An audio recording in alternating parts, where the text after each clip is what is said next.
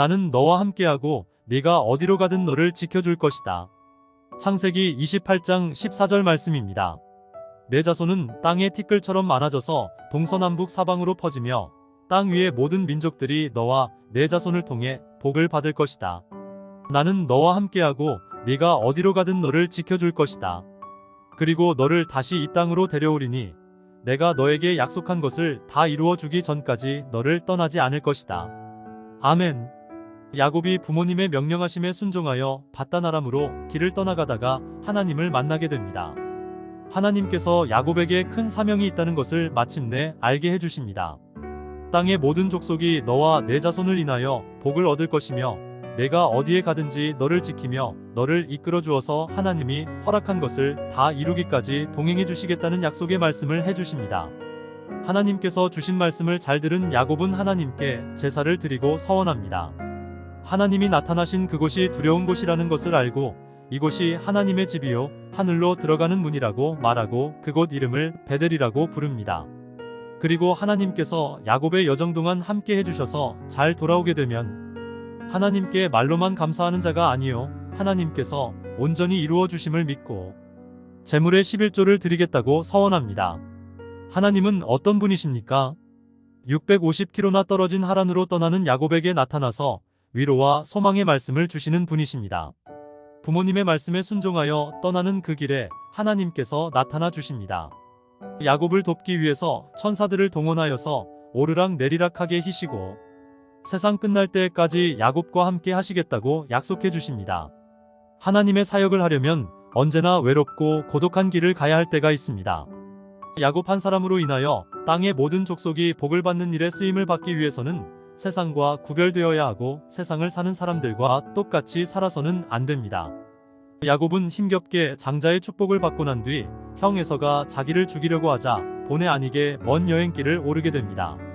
그 가는 길이 초행길이고 험한 길이기에 두려움이 있었을 것입니다. 그런 순간에 하나님께서 나타나 주셔서 말씀해 주시고 소망을 주시고 계십니다. 언제나 우리와 함께 하시는 하나님이시지만 무슨 사역을 하게 할 때는 분명히 말씀을 해주시는 하나님이십니다. 뜬 구름 잡듯이 하란까지 가게 하지 않습니다. 많은 사람들이 소명을 받지도 않고 하란 길을 가는 사람이 있습니다. 목회자뿐만 아니라 장사를 하는 사람도 소명을 받고 해야 하는데 남이 하니깐 하다가 망하는 것을 봅니다. 자녀가 공부하는 것이 소명이 아닌데 끝까지 공부를 시키다가 좌절하게 만들기도 합니다.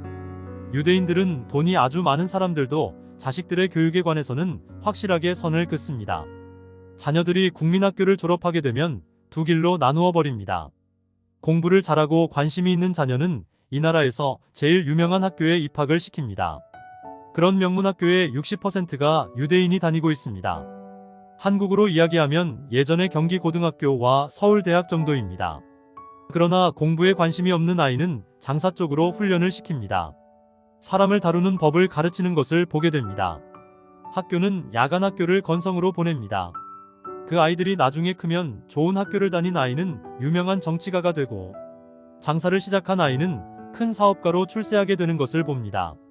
하나님께서 나의 어려움과 고난에도 나타나 주시지 않고 말씀해 주시지 않는 것은 소명을 받지 않고 가는 길이 아닌지 돌아보아야 할 것입니다.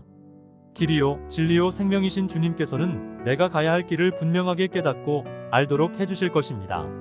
주님께서는 그리스도인들에게 소원을 두고 행하게 하십니다. 욕심의 소원이 아니라 주님께서 주신 소원을 잘 깨닫고 나가는 자녀가 되기를 소원합니다. 내게 주시는 교훈은 무엇입니까? 야곱은 하나님께서 도와주셔서 잘 되게 되면 그냥 감사하는 자가 아니라 힘들게 벌어가지고 온 것의 10분의 1을 하나님께 드리겠다고 합니다. 입으로만 감사하는 자가 되지 않고 나의 소중한 것을 하나님께 실제적으로 드리겠다고 약속합니다. 저는 하루를 살면서 하나님께 감사하는 일이 생기면 오른손을 살짝 들어서 감사를 표시합니다. 하나님께 좀 더 구체적으로 감사를 표시해야겠다는 생각을 하게 됩니다. 말로만 하고 손만 살짝 드는 감사가 아니라 전도지를 좀 더 돌린다든지 어려운 사람을 돕는다든지 성경을 사서 나누어 준다든지 선교를 위해서 봉사를 함으로 시간과 물질을 들여 하나님께 감사를 표시하는 자녀 되기를 소원합니다.